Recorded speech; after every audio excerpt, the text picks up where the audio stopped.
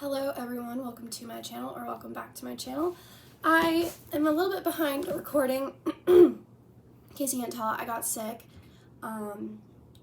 Tis the season, and I apologize about the lighting. My dog loves to sunbathe, and so I keep the blinds open for her so she gets a sun patch over there and leaves me alone during filming. But it's gonna look a little weird. But anyways, without further ado, Chapter 2, I'm going to be uploading one per day from now on. Lord willing, if I don't go downhill again. Today's the best I've felt in about like 4 days. So I'm excited to get through this book with you guys. Alright, Chapter 2, Dobby's Warning. Harry managed not to shout, but it was a close thing. The little creature on the bed had large, bat-like ears and bulging green eyes the size of tennis balls. Harry knew instantly that this was what had been watching him out of the garden hedge that morning. As they stared at each other, Harry heard Dudley's voice from the hall. "May I take your coats, Mr. and Mrs. Mason?" The creature slipped off the bed and bowed so low that the end of its long, thin nose touched the carpet. Harry noticed that it was wearing what looked like an old pillowcase with rips for arm and leg holes. Hello?" said Harry nervously. "Harry Potter," said the creature in a high-pitched voice Harry was sure would carry down the stairs. "So long as Dobby wanted to meet you, sir. Such an honor it is." "Thank you," said Harry, edging along the wall and sinking into his desk chair next to Hedwig, who was asleep in her large cage. He wanted to ask, "What are you?" but thought it would sound too rude. So instead he said, "Who are you?" "Dobby, sir. Just Dobby. Dobby the house elf," said the creature. "Oh, really?" said Harry. I don't want to be rude or anything, but this isn't a great time for me to have a house elf in my bedroom." Aunt Petunia's high, false laugh sounded from the living room. The elf hung at his head. "Not that I'm not pleased to meet you," said Harry quickly, "but, is there any particular reason you're here?" "Oh, yes, sir," said Dobby earnestly. "Dobby has come to tell you, sir. It is difficult, sir. Dobby wonders where to begin." "Sit down," said Harry politely, pointing at his bed.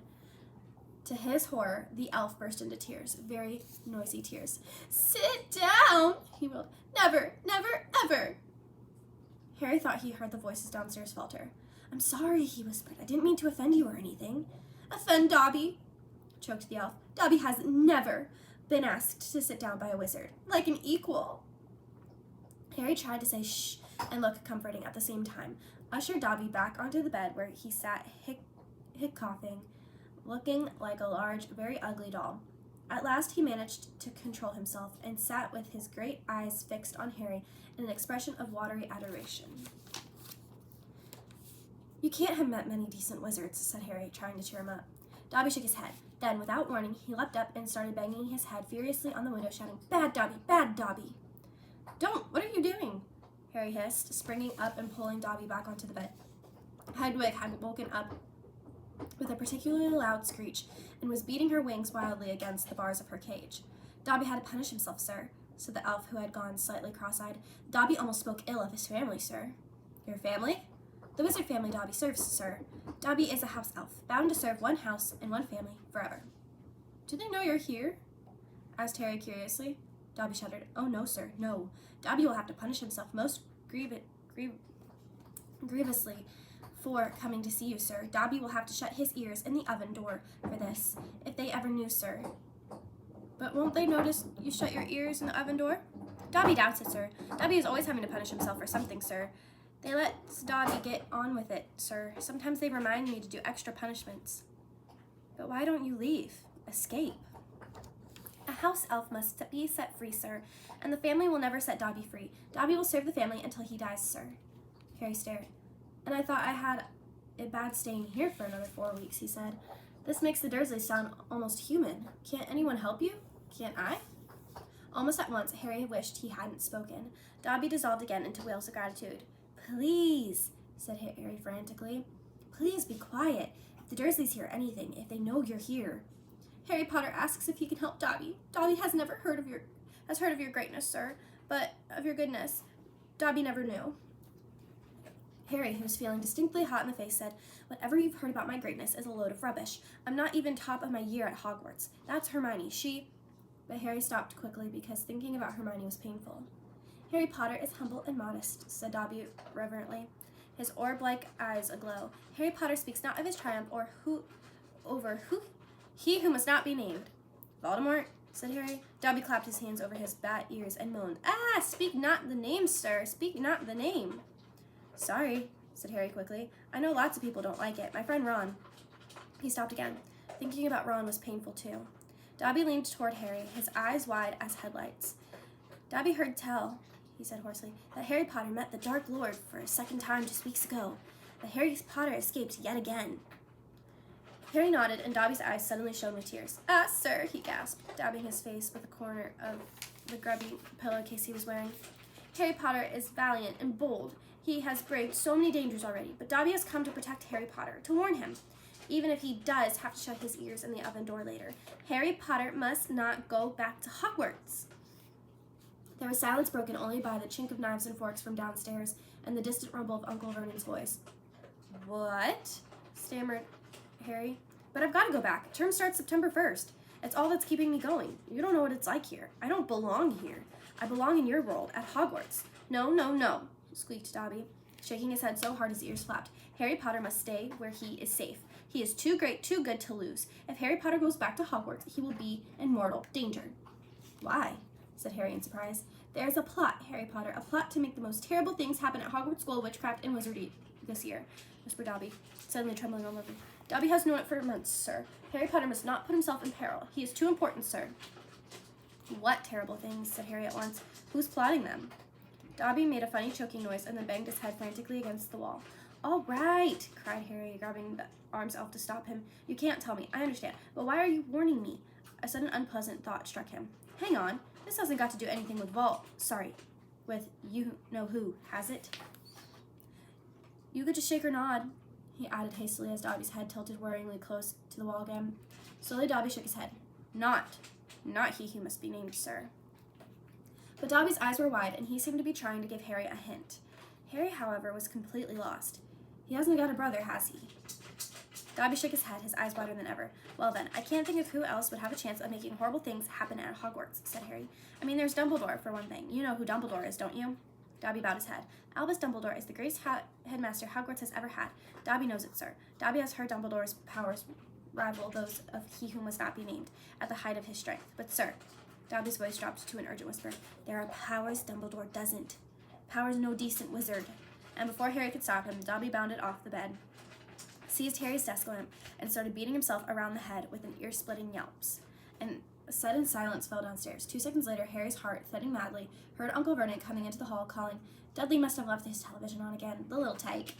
"Quick, in the closet," hissed Harry, stuffing Dobby in, shutting the door and flinging himself onto the bed just as the door handle turned. "What the devil are you doing?" said Uncle Vernon through gritted teeth, his face horribly close to Harry's. "You've just ruined the punchline of my Japanese golfer joke. One more sound and you will wish you were never born, boy." He stomped flat-footed from the room. Shaking, Harry let Dobby out of the closet. "See what it's like in here?" he said. "See why I've got to go back to Hogwarts? It's the only place I've got, well, I think I've got friends. Friends who don't even write to Harry Potter," said Dobby slyly. "I expect they've just been—" "Wait a minute," said Harry, frowning. "How do you know my friends haven't been writing to me?" Dobby shuffled his feet. "Harry Potter mustn't be angry with Dobby. Dobby did it for the best. Have you been stopping my letters?" "Dobby has them here, sir," said the elf, stepping nimbly out of Harry's reach. He pulled a thick wad of envelopes from the inside of the pillowcase he was wearing. Harry could make out Hermione's neat handwriting, Ron's untidy scrawl, and even a scribble that looked as though it was from the Hogwarts gamekeeper Hagrid. Dobby blinked anxiously up at Harry. Harry Potter mustn't be angry. Dobby hoped if Harry Potter thought his friends had forgotten him. Harry Potter might not want to go back to school, sir. Harry wasn't listening. He made a grab for the letters, but Dobby jumped out of reach. "Harry Potter will have them, sir, if he gives Dobby his word that he will not return to Hogwarts." Sir, this is a danger you must not face. Say you won't go back, sir." "No," said Harry angrily. "Give me my friend's letters." "Then Harry Potter leaves Dobby no choice," said the elf sadly. Before Harry could move, Dobby had darted to the bedroom door, pulled it open, and sprinted down the stairs. Mouth dry, stomach lurching, Harry sprang after him, trying not to make a sound. He jumped the last 6 steps, landing cat-like on the hall carpet, looking around for Dobby. From the dining room, he heard Uncle Vernon saying, "Tell Petunia that very funny story about those American plumbers, Mr. Mason. She's been dying to hear." Harry ran up the hall into the kitchen and felt his stomach disappear. Aunt Petunia's masterpiece of a pudding, the mountain of cream and sugared violets, was floating up near the ceiling. On top of a cupboard, in the corner, crouched Dobby. "No," croaked Harry. "Please, they'll kill me." "Harry Potter must say he's not going back to school." "Dobby, please." "Say it, sir. I can't." Dobby gave him a tragic look. "Then Dobby must do it, sir, for Harry Potter's own good."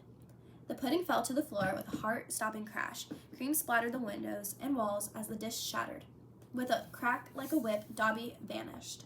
There were screams from the dining room, and Uncle Vernon burst into the kitchen to find Harry, rigid with shock, covered from head to toe in Aunt Petunia's pudding. At first it looked as though Uncle Vernon would manage to gloss the whole thing over. Just our nephew, very disturbed. Meeting strangers upsets him, so we keep him upstairs. He shooed the shock Masons back into the dining room, promised Harry he would flay him to within an inch of his life when the Masons had left, and handed him a mop. Aunt Petunia dug some ice cream out of the freezer, and Harry, still shaking, started scrubbing the kitchen clean. Uncle Vernon might still have been able to make his deal if it hadn't been for the owl.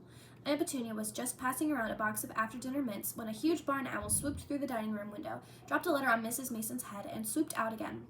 Mrs. Mason screamed like a banshee and ran from the house, shouting about lunatics. Mr. Mason stayed just long enough to tell the Dursleys that his wife was mortally afraid of birds of all shapes and sizes, and to ask whether this was their idea of a joke. Harry stood in the kitchen, clutching the mop for support, as Uncle Vernon advanced on him, a demonic glint in his tiny eyes. "Read it," he hissed evilly, brandishing the letter the owl had delivered. "Go on, read it." Harry took. It did not contain birthday greetings. "Dear Mr. Potter, we have received intelligence that a hover charm was used at your place of residence this evening at 12 minutes past 9. As you know, underage wizards are not permitted to perform spells outside of school, and further spell work on your part may lead to expulsion from the school. Decree for the reasonable restriction of underage sorcery, 1875, paragraph C. We would also ask you to remember that any magical activity that risks notice by members of non-magical members of the community, Muggles, is a serious offense under Section 13 of the International Confederation of Warlocks Statute of Secrecy. Enjoy your holidays. Yours sincerely, Mafalda Hopkirk. Improper use of magic office, Ministry of Magic." Harry looked up from the letter and gulped. "You didn't tell us you weren't allowed to use magic outside of school," said Uncle Vernon, a mad gleam dancing in his eyes. "Forgot to mention it? Slipped your mind, I dare say?" He was bearing down on Harry like a great bulldog, all his teeth bared. "Well, I've got news for you, boy. I'm locking you up. You're never going back to that school. Never. And if you try and magic yourself out, they'll expel you." A laugh like a maniac, he dragged Harry back upstairs. Uncle Vernon was as bad as his word. The following morning, he paid a man to fit bars on Harry's window. He himself fitted a cat flap in the bedroom door that so small that amounts of food could be pushed inside 3 times a day. They let Harry out to use the bathroom morning and evening, otherwise he was locked in his room around the clock. 3 days later, the Dursleys were showing no sign of relenting, and Harry couldn't see any way out of his situation. He lay on his bed watching the sun sinking behind the bars on the window and wondered miserably what was going to happen to him. What was the good of magicking himself out of his room if Hogwarts would expel him for doing it? Yet life at Private Drive had reached an all-time low. Now that the Dursleys knew they weren't going to wake up as fruit bats, he had lost his only weapon. Dobby might have saved Harry from horrible happenings at Hogwarts, but the way things were going, he'd probably starve to death anyway. The cat flap rattled, and Aunt Petunia's hand appeared, pushing a bowl of canned soup into the room. Harry, whose insides were aching with hunger, jumped off his bed and seized it. The soup was stone cold, but he drank half of it in one gulp. Then he crossed the room to Hedwig's cage and tipped the soggy vegetables at the bottom of the bowl into her empty food tray. She ruffled her feathers and gave him a look of deep disgust. "It's no good turning your beak up at it. That's all we've got," said Harry grimly. He put the empty bowl back on the floor next to the cat flap and lay back down on the bed, somehow even hungrier than he had been before the soup. Supposing he was still alive in another 4 weeks, what would happen if he didn't turn up at Hogwarts? Would someone be sent to see why he hadn't come back? Would they be able to make the Dursleys let him go? The room was growing dark. Exhausted, stomach rumbling, mind spinning over the same unanswerable questions, Harry fell into an uneasy sleep. He dreamed that he was on a show in a zoo, with a card reading "Underage Wizard" attached to his cage. People goggled through the bars at him as he lay, starving and weak, on the bed of straw. He saw Dobby's face in the crowd and shouted out, asking for help, but Dobby called, "Harry Potter is safe there, sir," and vanished. Then the Dursleys appeared, and Dudley rattled the bars of the cage, laughing at him. "Stop it," Harry muttered as the rattling pounded in his sore head. "Leave me alone. Cut it out and turn to sleep." He opened his eyes. Moonlight was shining through the bars on the window, and someone was goggling through the bars at him. A freckled face, red-haired, long-nosed someone.